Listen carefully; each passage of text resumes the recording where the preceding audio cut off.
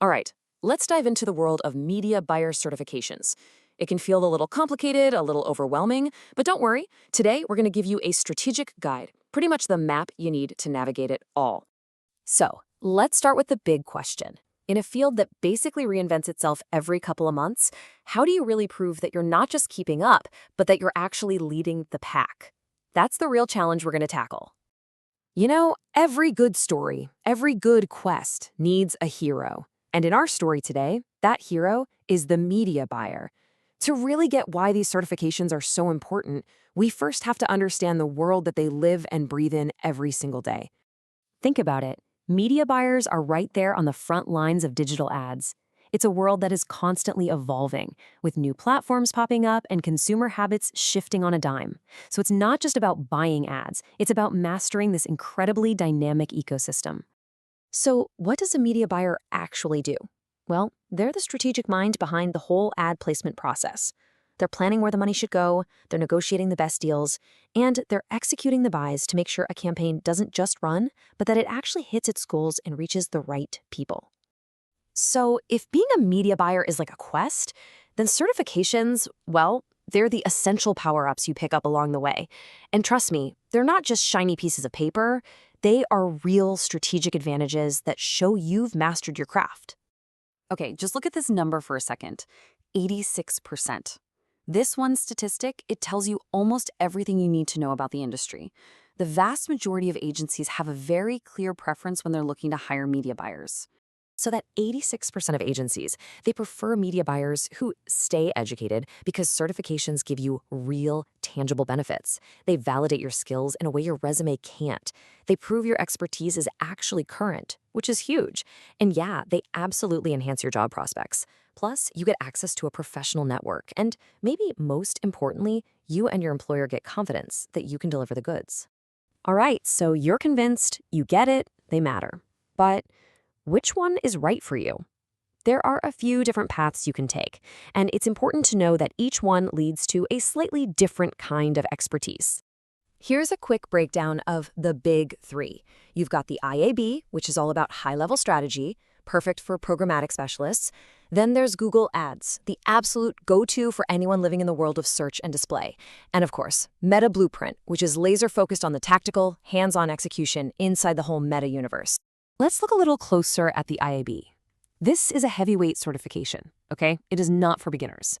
It requires at least 2 years of real experience, which makes it a pretty serious credential. Getting this signals to the industry that you don't just know the tools, you get the why behind a campaign, the market dynamics, the strategic planning, the whole shebang. It's really the certification for future media directors and strategists. Now, on the other end of the spectrum, at least in terms of accessibility, you've got the Google Ads certification. It's totally free, and it's pretty much the bedrock credential for anyone in performance marketing. And it's not just one exam. You can specialize in search, display, video, shopping, you name it. It proves you have the tactical skills to manage campaigns on the world's biggest ad platform. So if IAB is about strategy, Google is about expert execution. And then there's Meta. Its certifications are some of the most sought after in the business, no question, especially if you're a social media specialist. But here's the thing. Studying for the exam is one thing, but actually taking it, that's a whole other story. So let's get a real inside look. We're calling this next section the gauntlet, and for good reason. Using the Meta exam as our case study, we're going to explore what it really takes to pass, from the kind of questions they throw at you to the very room you have to sit in to take the test. This quote from a Reddit user just hits the nail on the head. It perfectly captures the biggest challenge here. There's this major disconnect between the study materials and the actual test. The guide tests what you know, but the exam tests what you can do. And that right there is the number one thing that trips people up. So let's break that down a bit. A knowledge-based question might ask something like, what is throughplay? Simple definition. But an application-based question, that's going to be more like, Karen's campaign is underperforming. Here are the metrics. What should she do next? The study guides are jam-packed with the first type, but the real exam is almost entirely the second. And that tells you what the industry really values, not just knowing the jargon, but being able to solve real and often costly business problems. Here is a perfect example of what you're going to face. See, it's not about defining cost cap or highest volume. It's about looking at a very specific business goal, in this case, a $30 cost per purchase, and choosing the correct bid strategy. This is testing your practical, split-second decision-making skills under pressure. And that pressure, it isn't just from the questions. The exam environment itself is, well, it's intense. You have to be in a room with bare walls, a completely empty desk, and a proctor is watching your every move through your webcam. They'll even make you do a 360-degree scan of your room to prove you're alone. And get this, if your internet connection drops, that could be an automatic fail. It really is a gauntlet.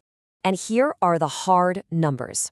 You're paying up to $150 for about 75 questions, and you have to answer them all in 105 minutes. That gives you less than a minute and a half per question to read the scenario, analyze the data, and make the right call. No pressure, right? Okay, so after hearing about that whole gauntlet, how do you make sure you chose the right certification to even attempt in the first place?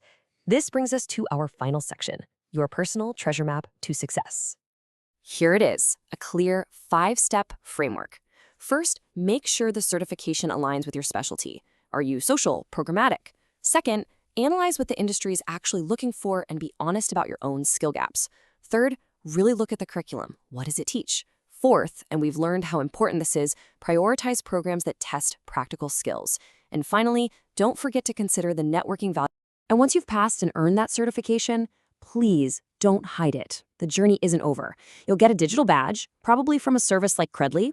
Put it everywhere. Add it to your LinkedIn, link it on your resume, embed it on your website, and definitely include it in your client pitches. It's such a powerful and simple symbol of your credibility. So, we've covered the what, the why, and the how. You've seen the landscape, you've peeked inside the gauntlet, and now you have the framework to make a really smart decision.